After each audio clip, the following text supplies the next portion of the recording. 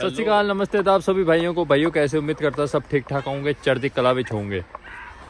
दोस्तों आज हम बात करने वाले हैं, बहुत सारे सवाल आप लोगों के हैं जिनका आज मैं जवाब दूंगा इस वीडियो में, क्योंकि बहुत सारी वीडियोस के कमेंट्स में बहुत सारे सवाल आते हैं। तो इसलिए आज वो जो आपके जितने भी सवाल हैं उनका कम समय में सटीक से सटीक आंसर देने की मैं कोशिश करूंगा।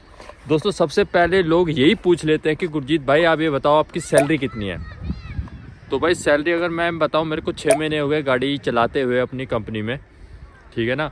और लगभग जो मेरी सैलरी बनकर आती है लगभग 2000 यूरो के आसपास बनकर आती है। लेकिन उसमें से कुछ कटिंग होती है, क्योंकि जो मेरी कंपनी है, जब मैं आया था उन्होंने जो डॉक्यूमेंट बनाए थे मेरे, उसमें जो भी पैसा खर्चा हुआ है कंपनी का, कंपनी वो काटती है। तो जो भी मेरी सैलरी है 2000 यूरो, उसमें से 10% यानी 200 यूरो हर महीने कटता है, जब तक वो पैसे पूरे नहीं होते। उसके बाद टैक्स जो है वो कंपनी देती है। ये मैं आपको सैलरी बता रहा हूँ जो अकाउंट में आती है। इसके अलावा जितने परसेंट भी टैक्स होगा, 20-25% या 15%, वो कंपनी देती है, वो अलग है। क्या क्या फैसिलिटी मिलती है भाई मैं आपको बता दूं। यूरोप में अगर आप किसी एजेंट के थ्रू आते हो या खुद से भी आते हो, तो कंपनी अधिकतर आपसे ये बोलती है कि आप जब तक काम पर रहोगे आपको सैलरी मिलेगी। अगर आप छुट्टी पे आते हो, जैसे मैं अभी छुट्टी पे आया हुआ हूँ, गाड़ी जो है मेरी कंपनी में खड़ी है, तो इस समय मैं पेड लीव पर नहीं हूँ। बहुत ही कम कंपनीज होती हैं जो पेड लीव देती हैं।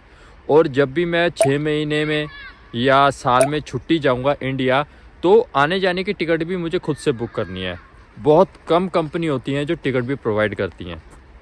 1-2 इंग्लिश कंपनी है, वो यूरोप की कंपनी नहीं है, इंग्लैंड की कंपनी है। वो लोग क्या करते हैं, 1 साल में टिकट आपको प्रोवाइड वगैरह करते हैं, ठीक है ना। अगर आपको अधिक जानकारी चाहिए कंपनी के बारे में या यूरोप के बारे में, आप हमारा टेलीग्राम ग्रुप ज्वाइन कर सकते हैं। उसमें यूरोप के बहुत सारे ड्राइवर ज्वाइन है जो आपकी हेल्प करेंगे, क्योंकि हर समय पे हर वक्त मैं या हो सकता है कोई और ड्राइवर अवेलेबल ना हो। जिस ग्रुप में बहुत सारे ड्राइवर हैं, तो आप जिस समय सवाल पूछोगे उस टाइम कोई ना कोई फ्री होता है और आपको इंस्टेंट जो है वहाँ पर जवाब मिल सकता है। तो भाई बहुत सारे लोग ये भी पूछते हैं कि ड्राइवर में आना आसान है या किसी और प्रोफेशन में आए। भाई मैं आपको ये बताऊं, ड्राइवर में आना थोड़ा मुश्किल है, क्योंकि सारे डॉक्यूमेंट ड्राइवर के लगते हैं, एक्सपीरियंस लगता है और आपका हैवी लाइसेंस होना चाहिए। और उसके अलावा यहाँ पे आने के बाद भी ड्राइवर के एक्स्ट्रा डॉक्यूमेंट बनते हैं भाई। अगर आप किसी और जॉब में आते हो, आप आते हो, आपकी ट्रेनिंग होती है, आप जॉब स्टार्ट कर लेते हो, लेकिन ड्राइवर के लिए आपको यहाँ पे थोड़ा बहुत गाड़ी चलवा के देखा जाता है। अगर आपके अंदर कोई कमी है तो आपको ट्रेनिंग दी जाती है, आपको कोड 95 करना पड़ता है, लाइसेंस बनाना पड़ता है, यानी बहुत सारे झंझट हैं। तो ट्रक ड्राइवर के काम थोड़ा सा मुश्किल है। अगर आपका प्रोफेशन है, आपका जुनून है ट्रकिंग में, तो आप आ सकते हो, कोई दिक्कत की बात नहीं। कोई भी काम मुश्किल नहीं होता। बाकी मैं अपने सभी भाइयों से ये कहूँगा, भाई बार बार करते हैं कि भाई हम कौन सी कंट्री में आए।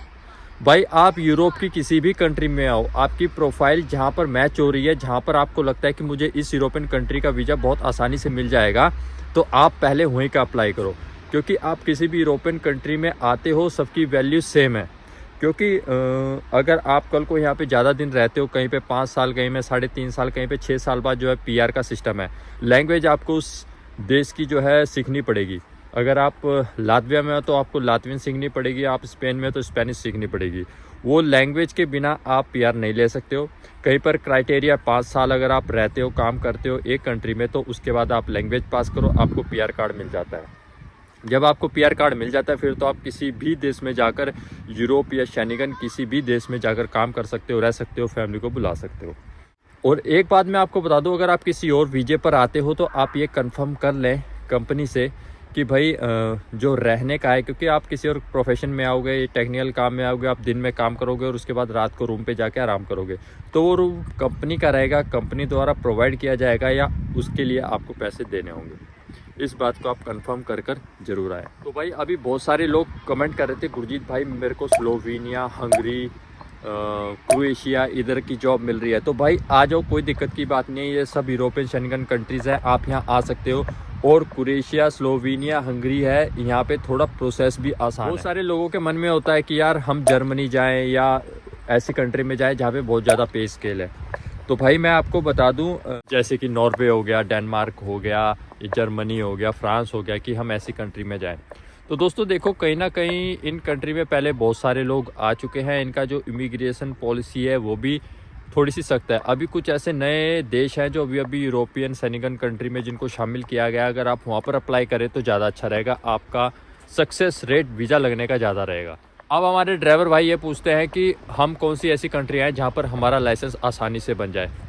ज़्यादातर लोग लिथुआनिया और पोलैंड आने के लिए आतुर रहते हैं, लेकिन मैं आपको ये कहूँगा अगर आपको स्लोवेनिया, हंगरी या फिर अगर आपको क्रोएशिया वगैरह का ड्राइवर का वीज़ा मिल रहा है तो भाई वहाँ पर भी बहुत आसानी से लाइसेंस बन जाता है, इतना वो नहीं। अगर आप लातविया आते हो तो आ सकते हो, लेकिन लातविया में थोड़ा वीज़ा का प्रोसेस में अब प्रॉब्लम आ रही है। शुरू में तो धड़ाधड़ वीज़े लग रहे थे, लेकिन अब वो थोड़ी सी वेरिफिकेशन, और जब बंदा इमिग्रेशन पे यहाँ पे आता है तो बहुत ज़्यादा सवाल जवाब किए जाते हैं।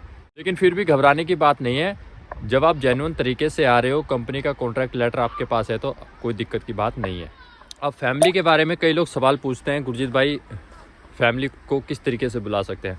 भाई देखो, अगर आप यूरोप में आए हो, आपकी सैलरी 2000-2500 यूरो है,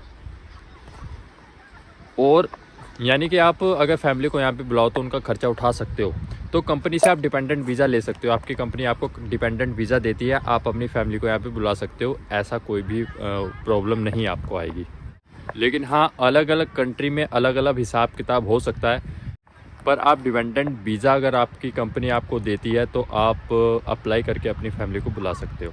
बहुत सारे लोग ये भी पूछते हैं, मेरे पास टैक्सी ड्राइवर का एक्सपीरियंस है गल्फ़ का, या मैं कार चलाता हूँ, क्या मैं हैवी ट्रक ड्राइवर में आ सकता हूँ? नहीं भाई, आपको हैवी ट्रक ड्राइवर का एक्सपीरियंस चाहिए, ठीक है ना, चाहे वो इंडिया का हो या कुछ है। आप जेन्युइन ड्राइवर होने चाहिए, क्योंकि आप किसी तरीके से जोड़ तोड़ मारकर अगर यहाँ पे आ जाओगे, यहाँ पे आने के बाद आपसे गाड़ी नहीं चलेगी या आपको प्रॉब्लम आएगी।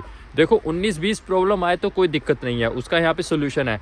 लेकिन अगर आपको 50-50 हो जाएगा, यानी कि आपको 50% गाड़ी आती नहीं है, 50% आती है, तो भी भाई प्रॉब्लम आ सकती है। हमारी कंपनी से ही 2 ड्राइवर को इंडिया वापस भेजा गया है, ठीक है ना। तो इंडियन एक्सपीरियंस वाले खासकर इस बात का ध्यान रखें कि आप परफेक्ट होने चाहिए। साइन बोर्ड का आप थोड़ा हिसाब किताब देख कर आएँ, क्योंकि भाई यहाँ पे नियम कानून बहुत ज़्यादा है, नियम कानून से गाड़ी चलती है, और यहाँ पे रोड वगैरह बहुत छोटे हैं। अब मैं कई अपने गल्फ़ वाले भाइयों की बात करूँगा और इंडियन भाइयों की बात करूँगा। बहुत सारे इंडियन भाई वापस भी गए हैं यहाँ से, क्योंकि उनको लगा कि यार यहाँ पे गाड़ी चलानी बहुत मुश्किल है, जबकि ऐसा है नहीं। लेकिन जिसके पास गल्फ़ का एक्सपीरियंस है, वो भी कई लोग दुबई से आए हैं और दुबई से वापस गए हैं। देखो, मैं किसी को डिस्करेज नहीं करता हूँ, या फिर मैं ये नहीं कह रहा हूँ कि यहाँ पे ड्राइविंग बहुत मुश्किल है। देखो, मुश्किल कुछ भी नहीं होता, लेकिन गल्फ़ में क्या है कि यहाँ पे डॉक्यूमेंटेशन बहुत ज़्यादा है। लेकिन गल्फ़ में क्या है कि हम अपनी मर्ज़ी से चलाते हैं, रुकते हैं, खाना बना खाते हैं। अगर हम खुद भी नहीं खाते तो हमको जगह जगह पे पाकिस्तानी ढाबे मिल जाते हैं, इंडियन ढाबे मिल जाते हैं, साउथ इंडियन या अफ़गानी के ढाबे मिल जाते हैं, जहाँ पे इंडियन जैसा खाना मिल जाता है। लेकिन यहाँ पे क्या प्रॉब्लम आती है, जब भी आप किसी पार्किंग में रुकते हो, कहीं भी जाते हो, आपको होटल वगैरह या ढाबे वगैरह नहीं मिलते, आपको मैकडी वगैरह इस तरीके से मिलेगा। तो बंद खा खा के आदमी कितने दिन जिएगा। तो यहाँ पे एक सबसे बड़ा माइनस पॉइंट ये है। ऐसा नहीं है कि यहाँ पर रेस्टोरेंट वगैरह नहीं है, लेकिन सिटी के अंदर है, आपको ढूंढने पड़ते हैं। और एक ट्रक ड्राइवर जिस पार्किंग में रुकता है वो हाईवे के किनारे होती है, तो सिटी के अंदर जाना या उसको ढूंढना बहुत ज़्यादा मुश्किल हो जाता है एक ट्रक ड्राइवर के लिए। दूसरा, जो लोग गल्फ़ में अच्छा पैसा कमा रहे हैं, 1 लाख 1.5 लाख, जैसे कि कुछ दुबई या सऊदी या कुवैत के कुछ ड्राइवर हैं जो यहाँ पर आए थे, लेकिन उनको यहाँ का सिस्टम अच्छा नहीं लगा, वो वापस अपनी उसी कंपनी में जाकर गल्फ़ में दोबारा से काम करना उन्होंने शुरू कर दिया है। क्योंकि यहाँ पे टैको कार्ड का सिस्टम है, हमें टैको के टाइम के हिसाब से रुकना है, चलना है, रेस्ट लेना है। लेकिन गल्फ़ में ऐसा कुछ नहीं है, हम अपनी मर्ज़ी से चलते हैं, खाते पीते हैं। खाना बनाने का अपना टाइम है, खाने की प्रॉब्लम जैसे मैंने आपको बताया, रेस्टोरेंट नहीं मिलते। तो कुछ ऐसी चीज़ें होती हैं, हर एक आदमी का जो है परेशानी को झेलने का अपना एक क्राइटेरिया होता है, सबका अपना अपना लेवल होता है, और हर व्यक्ति कंफर्टेबल जोन में रहना चाहता है। तो कंफर्टेबल जोन से बाहर निकलना जो है किसी को अच्छा लगता है, किसी को नहीं अच्छा लगता। तो भाई देखिए, मैं आपको ये कहूँगा कि आप सोचते हैं यार मैं गल्फ़ में काम कर रहा हूँ, यूरोप जाऊँगा तो वहाँ पे आसान है, सब कुछ ऐसा है वैसा है। भाई ऐसा कुछ नहीं है, काम काम के तरीके से होता है। और जब कोई नया व्यक्ति यूरोप आके काम स्टार्ट करता है तो भाई मुश्किल लगता है।